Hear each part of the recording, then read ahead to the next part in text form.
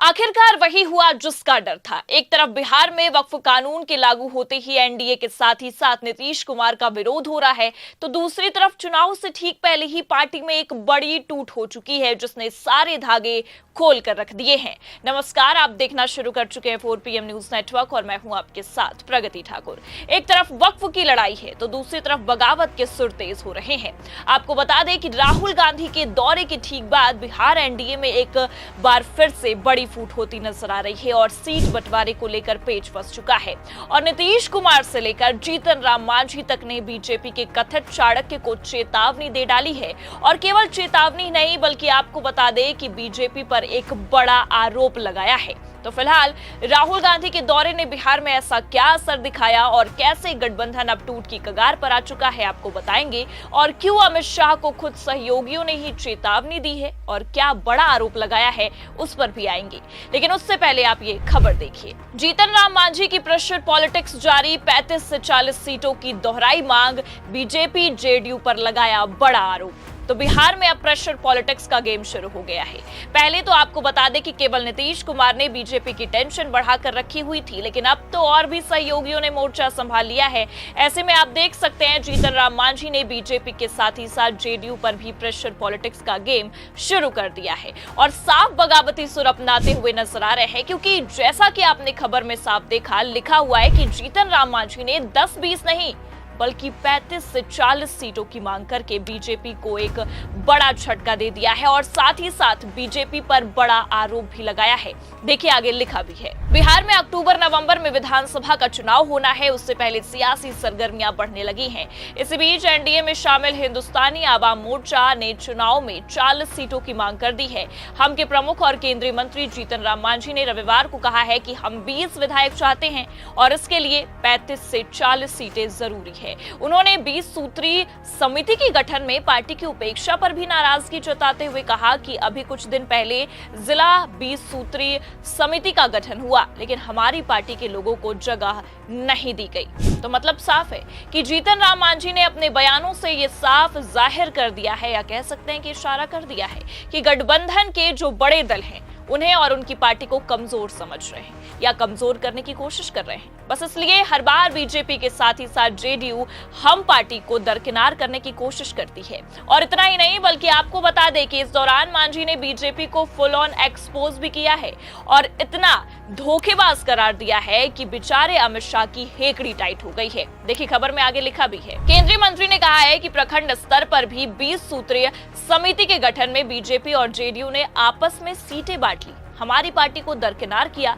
BJP के राष्ट्रीय अध्यक्ष जेपी नड्डा, बिहार प्रदेश अध्यक्ष दिलीप जायसवाल, जेडीयू कार्यकारी अध्यक्ष संजय झा, जेडीयू के वरिष्ठ नेता अशोक चौधरी से हमने बात की और पूछा कि हम लोगों के दल को एनडीए का हिस्सा मान भी रहे हैं या नहीं।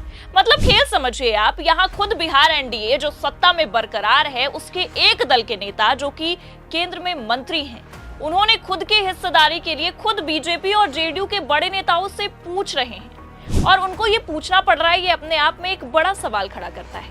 मतलब साफ नजर आ रहा है कि बीजेपी छोटे दलों पर भयंकर दबाव बनाकर रखती है। और इससे इतना ही नहीं, ये भी तय है कि अगर सीएम नीतीश कुमार एक बड़ी बैसाखी ना होते बीजेपी की, तो पार्टी के लिए आज जेडीयू का यही हाल समझा जाता और यही हाल होता नजर आता नीतीश कुमार का, जो आज जीतन राम मांझी और उनकी पार्टी का है।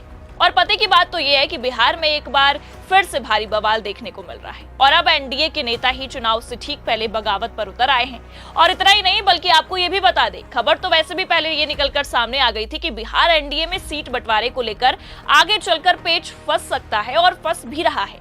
बगावत होना तय माना जा रहा था। बस इसलिए अमित शाह ने बिहार का दौरा कर डैमेज कंट्रोल करने की पूरी कोशिश की, क्योंकि याद होगा आपको मार्च के आखिरी में अमित शाह के दौरे से पहले भी कई दौरे होने की खबरें सामने आई थी, लेकिन हर दौरे को टाल दिया गया था।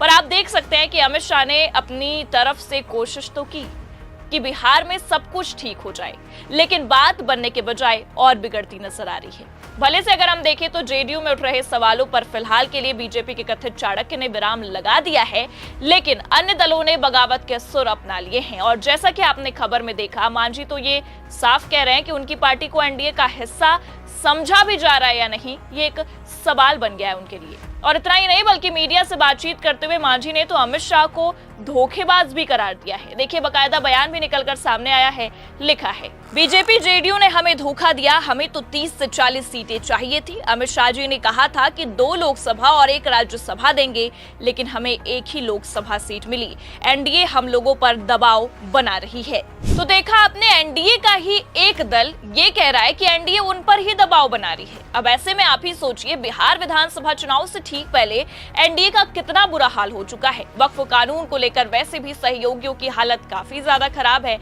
बिहार में नीतीश कुमार के खिलाफ मुस्लिमों ने मोर्चा संभाल लिया है। नीतीश कुमार का वोट बैंक छटक गया है।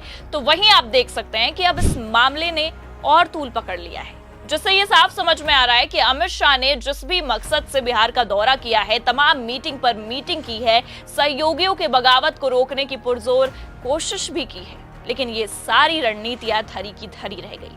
क्योंकि एक सहयोगी दल का नेता जो केंद्र में मोदी के मंत्री हैं, वही अमित शाह को धोखेबाज करार रहे हैं और साफ कह रहे हैं कि भारतीय जनता पार्टी और जेडीयू ने हमारे साथ मिलकर धोखा किया। ये अपने आप में कोई छोटी बात नहीं है।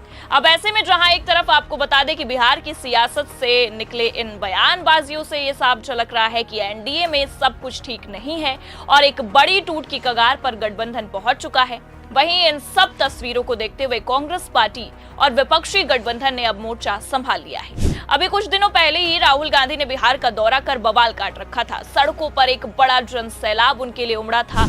वहीं अब कांग्रेस के तमाम नेताओं का दौरा होने की भी खबरें सामने आ रही हैं, जिससे ये साफ समझ में आ रहा है कि बिहार अब कांग्रेस के लिए नाक का सवाल बन गया है। ये खबर देखिए आप। बिहार चुनाव को कांग्रेस ने बनाया नाक का सवाल। राहुल और पायलट के बाद खड़गे भरेंगे हुंकार, 2 जिलों में करेंगे रैली।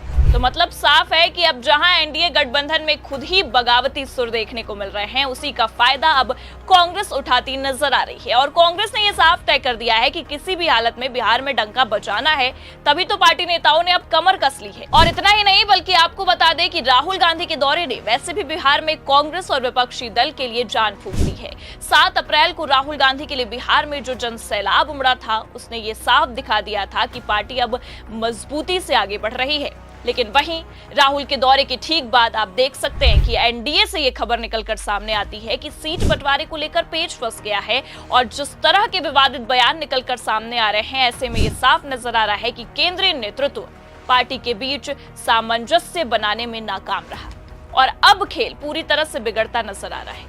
एक तरफ वक्फ कानून लागू होते ही बिहार से नीतीश कुमार और उनकी पार्टी जेडीयू का सूपड़ा साफ होता दिखाई दे रहा है। वहीं आप देख सकते हैं कि खुद एनडीए के ही नेता बीजेपी आलाकमान को धोखेबाज करार रहे हैं। ऐसे में आपको क्या लगता है, क्या चुनाव से पहले बिहार में खेला होना तय है? क्या एनडीए अब टूट की कगार पर आ गया है? और क्या राहुल गांधी का दौरा बिहार में कांग्रेस के लिए एक बड़ा कदम हो सकता है? अपनी राय कमेंट करके जरूर बताएं। ये खबर कैसी लगी, लाइक और शेयर जरूर करें। अगर चैनल पर नए हैं तो सब्सक्राइब और ज्वाइन करना भी ना भूलें। देखते रहिए 4PM न्यूज नेटवर्क। नमस्कार।